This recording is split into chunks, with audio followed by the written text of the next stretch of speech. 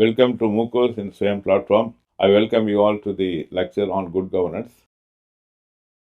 Almost all the governments today, irrespective of developed and developing countries. And this term, good governance, is a combination of two important concepts. One is good and another one is governance. So governance should be good.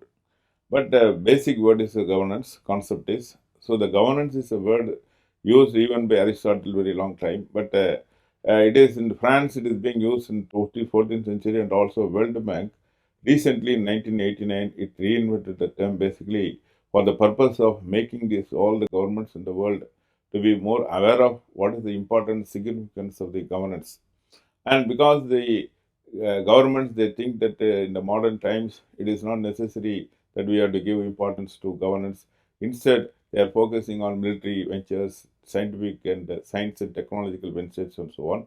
But actually, it is the World Bank now insists that the governance is as equal to, as significant as that of any other ventures of the modern governments.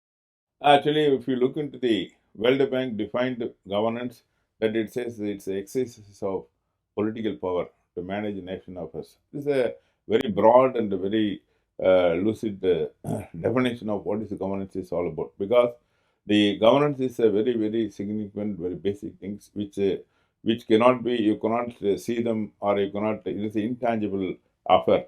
That is why it is not possible. So that's why World Bank insists, emphasizes the importance of governance. So now there are many definitions being given to the governance, concept of governance. For example, governance is the process whereby societies or organizations make important decisions. This is the Canadian Institute of Governance has given this definition. Governance is a process whereby societies or organizations make important decisions and determine whom they involve and how they render account. That means involvement of people and the decision making process, and also how they are accountable to the people. It is very important. And next one, you see that Governance International of UK based organization, it defined in a more refined way in terms of public governance is how an organization works with its partners, stakeholders, and networks to influence the outcomes of public policies. Because it is not output they are worried about, they are worried about the outcomes, because outcomes are very important. Because outcomes you will realize only in the later part of the things. In outputs, you will get everything that comes out of your process. But whereas the outcomes are that good effects we are always expecting.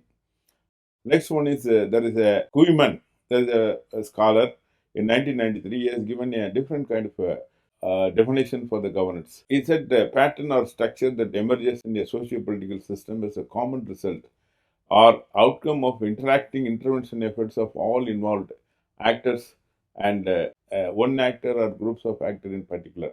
So it is a kind of a very broad and it's a very complex process that they understood, because already we have seen that governance you cannot see in their own eyes. It is not the production of a car, it's not production of any item. It is basically a kind of intangible.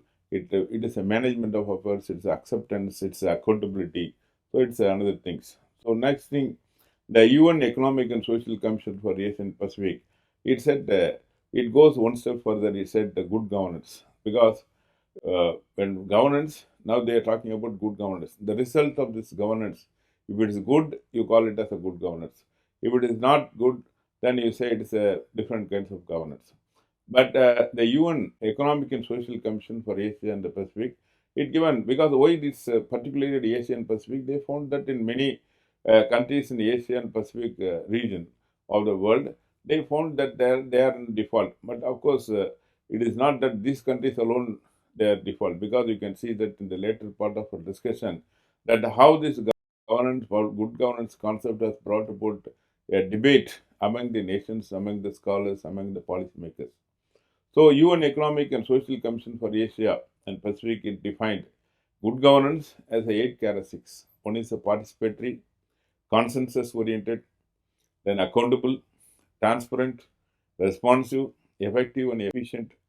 Then, above all, that is a very important aspect. This is called equitable and inclusive.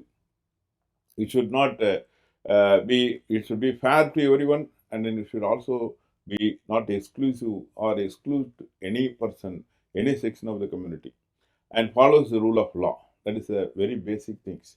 Because if you want to have all this participatory, consensus oriented, accountability, transparent, what is the basic thing is the rule of law. That's what the UN Economic and Social Council emphasize. And he said it assures, again, UN Commission said it assures that corruption is minimized, because the definition of corruption is different from one country to another country, one culture to another country. That's why they said this a minimum, corruption is minimum. And the views of minorities are taken into account, and the voices of the most vulnerable in society are heard in decision making. And it is also responsive to the present and future needs. See, it's a very comprehensive definition given by UN Economic and Social Council. The next one, that there are 5 principles that white paper on European governance, that the European Commission has given this 5 principles of good governance. They said what the first one is openness, second one is participation, and third one is accountability. The next one is effectiveness, and again coherence. Coherence means there should be coordination of all the activities of the government, because the general purpose government or the government in general, their activities are now expanded to the various maximum level. Now the government is doing various types of activities. Nobody knows which end is doing which good things in to the society. But again, the European Commission is white paper on European governance. It stated that there should be coherence. So this is what actually see. Then the UK-based Governance International organization, it's again goes to the next level of discussion about good governance. Good governance has to be defined as a context specific. That's very important, because you cannot have a good governance model or any model for good governance in a designed in one particular context. It has been imposed to some other context or cultural context. What is good in one particular continent or in one country, like United States of America or Europe, which cannot be good or which cannot be very suitable or relevant to the countries in Asia or in Africa. So you need to have you need to understand the complexities of good governance in terms of it is a context specific. Then it goes to the extent of saying, given that it is impossible fully to implement all desirable governance principles, because we have a lot of principles that we have seen: openness, transparent, account, all these principles are there. But is it really possible? Because it's an ideal condition. Of course, we need ideals for our guidance. So that's why this institution, Governance International UK, it said that it is impossible to fully to implement all desirable governance principles. At the same time, stakeholders need to agree on strategic governance priorities. There are strategically you have to accept certain things are essential. So that is a prioritization of the what is a good governance principle is all about. So what we understand is from various definitions we get from the UN Economic Council, Economic and Social Council, then the UK-based organizations council, then Governance International, and then the Canadian governance model, and then European governance draft paper on policy, white paper on good governance for Europe.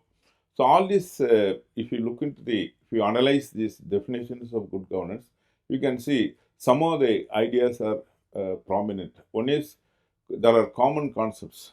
For example, there is a participation, accountable, responsive. A good governance is a condition where you find you have participation, you have accountability, then responsive, then transparent.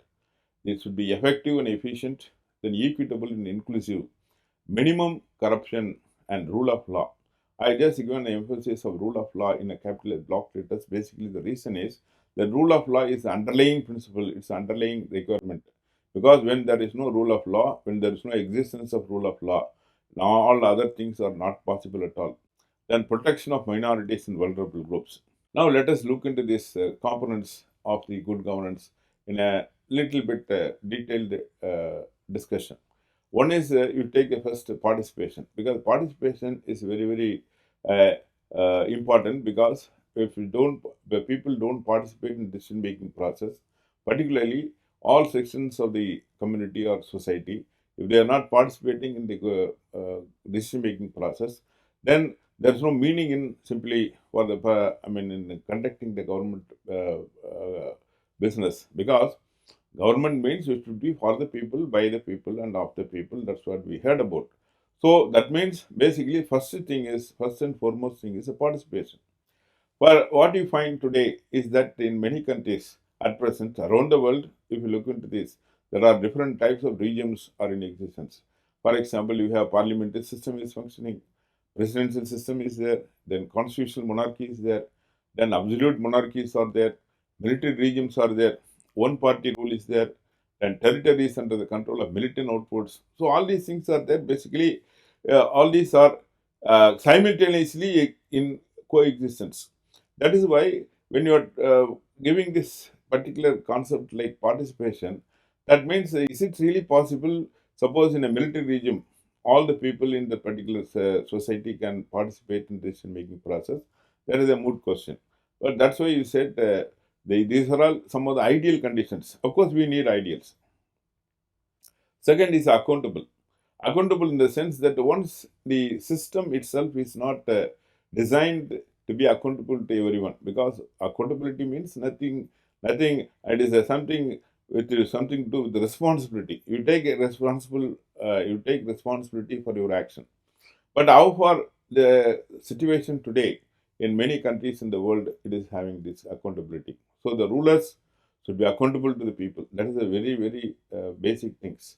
For example, the in a monarchy, the absolute monarchy, the monarchs are accountable only to God, not to people.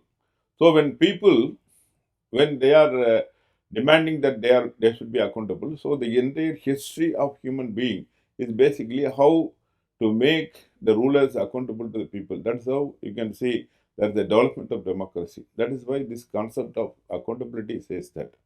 So, for example, in the democratic countries insists on accountability of the people in power. However, these mechanisms in many contexts have not been effective. That's what we find. Next one is responsive. Responsive in the sense that how far the government is sensitive. That's very important, because the sensitiveness of the government to the people's problems, people's needs, and people's aspirations are very, very important. Of course, you can argue that people's aspirations change over a period of time. That's also there. But there is a rising expectations among the people. But still, the the responsiveness is something different, because it is something very essential. So, like a child is being taken care of by the mother, because mother and a child, this relationship, mother need not be taught that you have to be taking responsive to the child's problems, because something like that, the people problems should be taken care of by the government. If the people problems are not addressed, the government cannot be responsive. So that means the crisis condition. The next one is transparent. Suppose it is not enough that you conduct the business of the government in a more efficient way, but also the government should be known to people. What is happening in the government? Because when we say, suppose normally the students of public administration or bureaucracy, they will know that today's modern bureaucracy, we find that bureaucracy, what is happening within the bureaucracy, nobody knows. It is something like a black box of the aeroplane that you fix. Only if you open it, then you will come to know. But here, the transparency is one of the ideals that is being there, basically because people should have the idea, people should have the surety of what is going to happen in future, because that's why we insist on rule of law. Because if the rule of law is already established, then everything will be transparent. If there is everything is transparent, then people will know that what will be the next course of action. So if I get something, or if we don't get something, if my grievances are addressed properly, then it is okay, then you will get some remedy. So now the openness of the government is called the transparency. Or I said, because secrecy of the action, that is where the whole problem is there. Because the bureaucrats, they are bureaucrats not only in suppose you may don't come to the conclusion that only in India is like this. Every country, every place, wherever there are bureaucrats, there are bureaucracies there. their behavior is like this. They become a part and parcel of it. That's why the good governance principle says it should be transparent. Next one is what you call effective. The government should be good government should be effective and efficient. So effectiveness is something to do with the accomplishment. How it is going to accomplish? Accomplish means that the whatever the problems of the society, people, that should be solved immediately, and it should be efficiently done. Efficiently done means with very available resources. That is very important, because efficiency does not mean that you have to go in search of technology to different places. Even in your own country, in any particular context, whether it's a developing country or a developed country, whatever it may be, all these places you find according to the available resources, according to the available means, then it has to be solved. That is why we mean by effective and efficient. So that it should deliver the goods. Ultimately, the government should deliver the goods. Deliver the goods means what are the aspirations of people that should be taken into account. That's why the furthering the objective. This is basically effective and efficient means once you complete a process in the government, then people get something, then they can go to the next level. Otherwise, there is no point in simply you cannot if it is not government is not effective or efficient, then it is not possible for anybody or any government to move further. It will be standing in that particular place. The next very important thing is it's not only should be effective and efficient, but also equitable and inclusive. This is a very later, very late, particularly by 1980s or 1990s, people everywhere, common people everywhere, or marginalized communities everywhere, the vulnerable groups everywhere, they felt that they are being marginalized by the governmental action. Because in government somewhere it is not intention. It may not be intention of the government. It may not be intention of the leaders. It may not be intention of the political parties. But somehow they are being marginalized. Somehow, if you bring about some system, naturally there will be some group of people that will be marginalized. That is where it insists it should be equitable. It should be fair to everyone. It is not that you need not give full equality, because all the equality attempts by the government all failed miserably. But equitable distance is possible. Equitable distribution of things, fairness is possible. That is a possibility. Then inclusive. Inclusive means you should not exclude people. Inclusive here refers to it is not an opposite or it's a antonym to the exclusive. It is basically inclusive here refers to you should not exclude anybody. So worldwide there are demands for equitable treatment of various marginalized communities. So if you go around the different continents, no continent is free from this. For example, in the American continent, the Native American, they are claiming that they are being marginalized. In Australia, the Native Aboriginals, they are being marginalized. In India, you need not ask everybody, every single group of people, they say they are being marginalized. Then you go to Africa, almost all sections of the community, they are claiming that they are being marginalized by the government, the ruling party. So likewise, you can see that everywhere there is a demand for equitable and inclusive. That is why it is being included, or it became a very important point of good governance. Then next very important, very familiar concept is minimum corruption. Why we say minimum corruption? Because the definition of corruption vary from country to country, culture to culture. In one culture, certain things are not corruption at all. In certain cultures, it's even the smallest things, very finer things are very corrupt. It's all called corruption. But here, that's why the World Bank or other international organization, they felt that you cannot come to any kind of very clear-cut definition of what is corruption. That's why they put I mean, it's more wisdom in their part to say that minimum corruption. Because the minimum corruption means the definition is different. Because in India, we have a corruption against the corruption, against administrative corruption, against the political corruption, against various types of corruptions. We have all laws, legislations are there.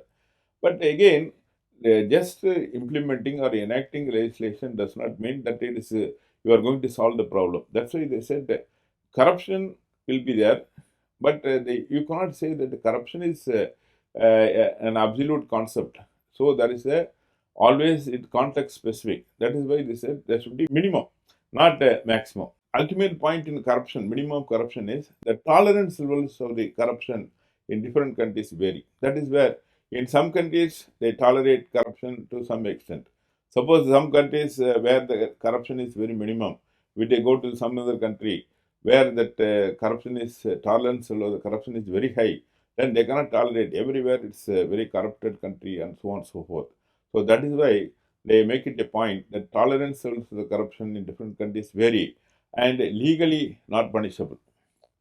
So this is a very important point. Then next, third one, eighth one is a very important concept called rule of law. Because I put it in a block letters, the reason very emphasize this concept basically to see that it's very, very significant because it is a basis, it is a foundation of the modern government. Because rule of law, because we know that in a past society, because now we are cherish our heritage, we cherish our culture, cherish our almost every society they cherish their culture. At the same time, whether there was a rule of law in those regions or the medieval or ancient or medieval period or the just a recent past, whether he had a establishment of rule of law. Because rule of law means that every uh, person, every individual is treated equally in the eye of law. So that means every individual citizen is supposed to be treated in the eye of law, that means in the court of law. So the court of law establishment, the legal system, then the clutches of the law, which will go into the every individual citizen. These are all very, very important things because unless and until you have that system of rule of law in any country of that any further matter in all the places, it is not possible to have any kind of a good governance concept. Governance means basically it is a, you can say the other definition for good governance is rule of law. You can go to that extent. So, what is exactly rule of law? Just I want to deal some few more points with regard to rule of law. Rule of law means basically we are concerned more about not the law, enactment of the law. You can enact the law. Parliaments can enact the law. Intellectuals, policymakers, or learned policymakers, they can enact the law. Any number of laws. So you can see that many places in many countries, many developed countries, they have a law for every single aspects of life. But it is not that having a law is enough. Is enough. But what is the rule of law talks about is the implementation of law. Because at the implementation level, how far the laws are actually being uh, implemented to the common man. Because from the common man point of view, there should be existence of law, existence of justice, and it is not only that you dispense justice, but it seems to be justice, seem to be uh, the functioning of the justice system. Because the functioning of justice system, judicial system is in the way that how the government is being conducting the entire business of legal or implementation of the laws because it affects each and every individual and every day-to-day basis. So the judiciary, for example, and then the law enforcement mechanisms have the greater discretion here and also greater role to play in rule of law. Okay, the law enforcement agent, mechanisms like a police or other instruments. For example, the government authorities, bureaucrats, and also judicial system like a judges, learned judges, honorable judges. They have very greater responsibility here because it is one indication of what you call legitimacy to the government. Legitimacy means the preparatory. The government, if the government is functioning, then first thing is there should be the law enforcement agency and then the judiciary should function properly. Ninth very important thing is the protection of minorities and vulnerable. So with all these basic things, then you have to protection of the vulnerable minorities and vulnerable section of society like women and children, because children of all groups, all communities, all classes, high class, low class, everybody, and children of these communities, women of these communities, and minorities, they should be given importance and protection. Hate speech, hate crimes is increasing. So that's what I insist. So there are more components you can say. Suppose, for example, there are ecological issues also aggravate the problems for good governance. Now the question is that what are the challenges of the good governance? So the government now have to depend not only on its own mechanisms and bureaucracy, but also it rely on the network of various groups of people, sections of community in the society, so that they can bring about good governance. They can attempt. So the key challenge for government is to enable those networks and seek out new forms of cooperation among different sets of people. So, for example, who are the stakeholders in governance? For example, citizens, community organizations, and that are loosely organized, the non-profit organizations, including charities, business, and then media. For example, media also plays a very important role today. And UN recently, UN Secretary General is at length he talked about in September 20th, 2022, in a post-COVID session, UN General Assembly session. He made a point that the social media played a very important role in aggravating the situation, aggravating social problems from today in the today's world in all countries. So it is a matter for concern. So media, then public agencies, different government and so on, then elected politicians and trade unions. So the suppose in the case of India, because we have to conclude our discussion, in the case of India, the modernization of in India, what are the things that have been taken towards the path of the good governance, like a modernization of government offices, management studies, organization and method activities, total quality management, citizen service centers, and various other mechanisms, use of local languages, spreading awareness, issuing indicative guidelines, information codics, cyber laws, standardization. So there are so many activities. All these activities are basically geared towards this. So if you want to summarize, then what you find is a good governance and good governance are both used interchangeably today as a corollary. Then good governance is recognized by all member states of UNO. Then almost all nations taken initiatives towards achieving good governance. There is the consensus among the nations that the old system of governance needs to be revamped, even though it is context specific. And India is one of the leading political power in the world has dedicated itself towards the ideal of good governance. And thank you. I welcome your questions. Thank you very much.